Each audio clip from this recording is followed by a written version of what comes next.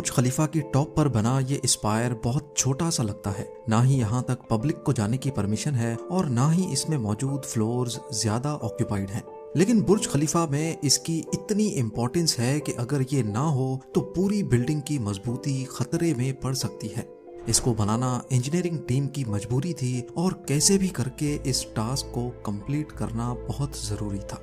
Zeme TV की videos में एक बार फिर से खुशामदीद। नाजरीन, बुर्ज खलीफा का ये स्पायर अपने आप में एक स्काई स्क्रैपर से कम नहीं है। जितनी सिर्फ इस स्पायर की हाइट है, इतना बड़ा स्काई स्क्रैपर तो दुनिया की आधी से ज्यादा कंट्रीज में भी नहीं है। 4000 टन स्टील से बना ये 244 मीटर ऊंचा स्पायर, जिसमें मौजूद ये टॉप का एंटीना ही सिर्फ 350 टन वजनी है। अगर इस पूरे स्पायर को हटा दिया जाए तो बुर्ज खलीफा की ऊंचाई 30% कम होकर सिर्फ 585 मीटर रह जाएगी। यही वो ऊंचाई है जहां पब्लिक के लिए जाने वाला आखिरी 154th फ्लोर मौजूद है। इसके ऊपर से स्पायर शुरू होता है जो बुर्ज खलीफा की टिप पर जाकर खत्म होता है। इसमें 155 से लेकर 163rd फ्लोर तक बनाए गए हैं।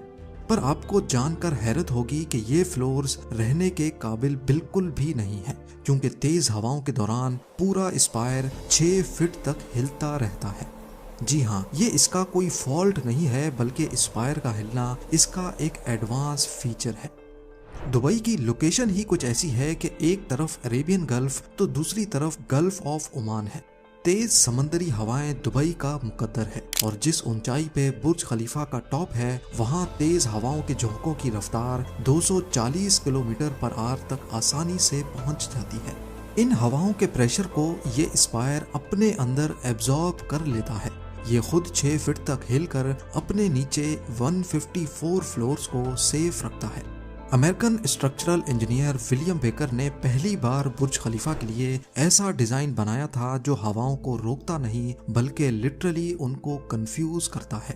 तेज हवाएं जब स्ट्रक्चर से टकराती हैं तो एनर्जी जनरेट होती है। इस एनर्जी को कहीं ना कहीं से निकलना जरूर है। बुर्ज खलीफा के 154 फ्लोर्स एक मेन बटरस कोर के साथ कनेक्टेड है। अगर ये एनर्जी इस मेन कोर में जाकर निकलेगी तो कंक्रीट में क्रैक्स भी पड़ सकते हैं। इसी वजह से स्पायर को बटरस कोर के साथ कनेक्ट ही नहीं किया गया, बल्कि ये स्टील स्ट्रक्चर से बना हुआ है। जैसा कि आप जानते हैं कि स्टील एक फ्लेक्सिबल मेटल है। हवाओं से पैदा होने वाली एनर्जी स्पायर के स्टील स्ट्रक्चर में जाकर रिलीज हो जाती है, जिसकी वजह से बुर्ज खलीफा का टॉप हिलने लगता है। इंजीनियर्स ने इसको ऐसे डिजाइन किया है कि ये सिर्फ 6 फीट तक हिल सकता है। स्पायर बुर्ज खलीफा के लिए सिर्फ ये अकेली कुर्बानी ही नहीं देता, बल्कि स्पायर पे लगी ये डिवाइस पूरे दुबई को खतरनाक आसमानी बिजली से भी बचाती है। दुनिया के सबसे ऊंचे स्काई स्क्रैपर के टॉप पे लगी ये डिवाइस एक लाइटनिंग अरेस्टर है। इसमें एक छोटा सा सेंसर लगा है जो अपने आसपास बादलों में एक्टिव चार्ज को डिटेक्ट करता है और लाइटनिंग अरेस्टर इसका ऑपोजिट चार्ज जनरेट करके लाइटनिंग को अपनी तरफ अट्रैक्ट करता है। फिर स्टील वायर के जरिए करोड़ों वोल्ट्स के चार्ज को सेफली पूरी बिल्डिंग को बचाता हुआ जमीन के अंदर ले जाता है। क्योंकि स्पायर पे लगा ये लाइटनिंग अरेस्टर बाकी बिल्डिंग्स के मुकाबले में सबसे ऊपर है, इसी वजह से ये ना सिर्फ बुर्ज खलीफा को बल्कि पूरे दुबई को करोड़ों वोल्ट्स के करंट से बचाता है। अभी तक ये लाइटनिंग अरेस्टर 16 से 20 मरतबा अपना काम परफेक्टली सर अंजाम दे चुका है। हर लाइटनिंग स्ट्राइक के बाद इसमें लगी ये छोटी सी बैटरी चेंज करने के लिए इसके टॉप पर जाना पड़ता है। जैसा कि आप जानते हैं कि दुबई रेत के तूफान और तेज हवाओं की लपेट में आता रहा है, जिनकी रफ्तार ग्राउंड पर ही 100 किलोमीटर पर आवर तक पहुंच जाती है। इतनी तेज हवाएं ऊंचे स्काई स्क्रैपर्स के लिए एक बहुत बड़ा मसला है।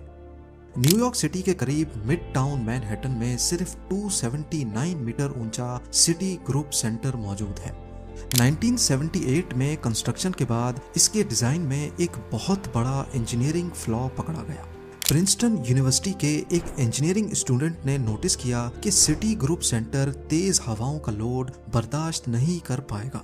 तेज हवाओं का सिर्फ 25% ही सिटी ग्रुप सेंटर को आसानी से गिरा सकता था।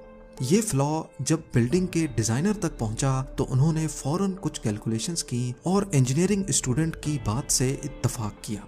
कहा जाता है कि इस मामले को राज रखकर बिल्डिंग में मेंटेनेंस के नाम पे एक्स्ट्रा डैम्पर्स ऐड किए गए और ये बात कई सालों तक डिस्क्लोज नहीं की गई थी।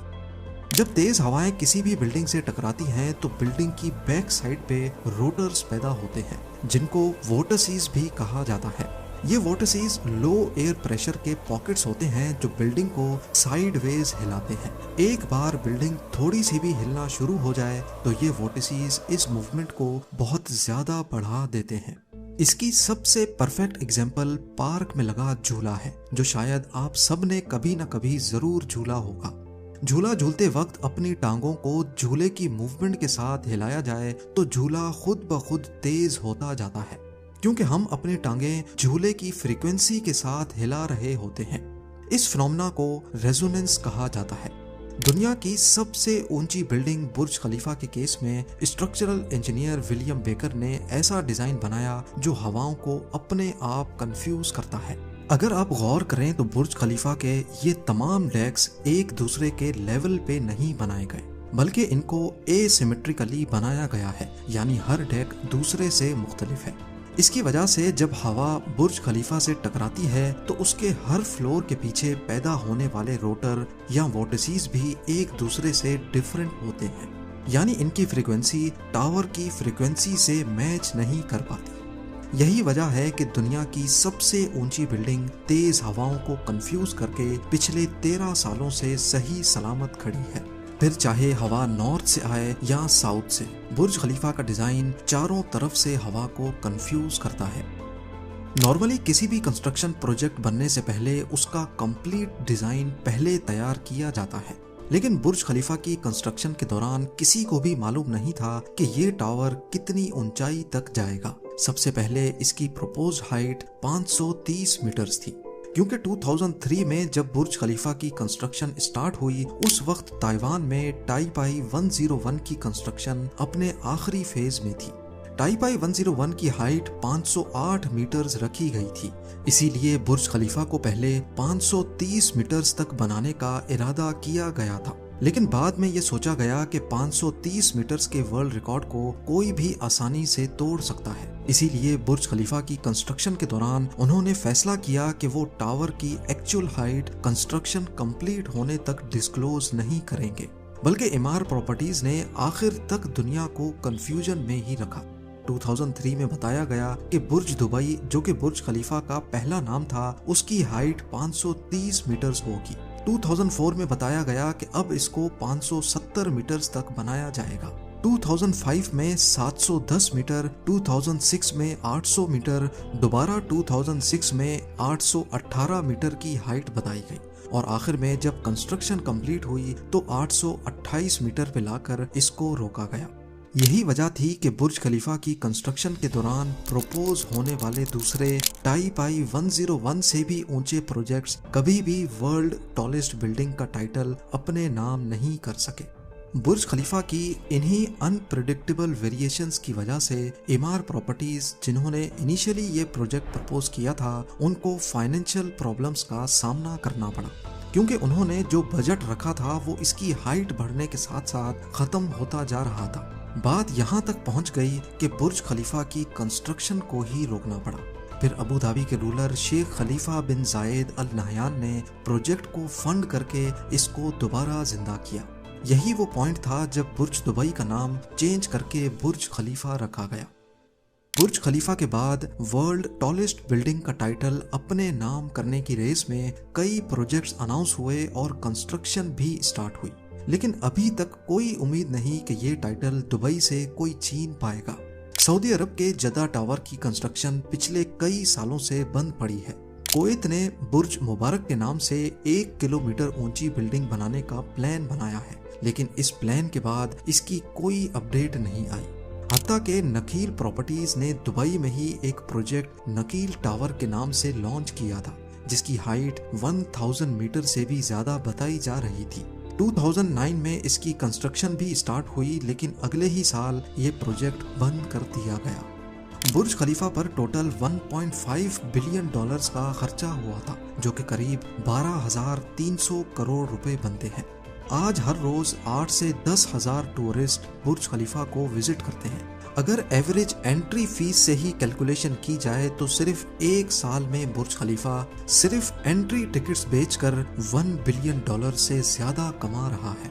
और इसकी वजह से दुबई में जितना इकोनॉमिक बूम आया उसका तो कोई हिसाब ही नहीं। उम्मीद है जेम टीवी की ये वीडियो भी आप लोग भरपूर लाइक और शेयर करेंगे।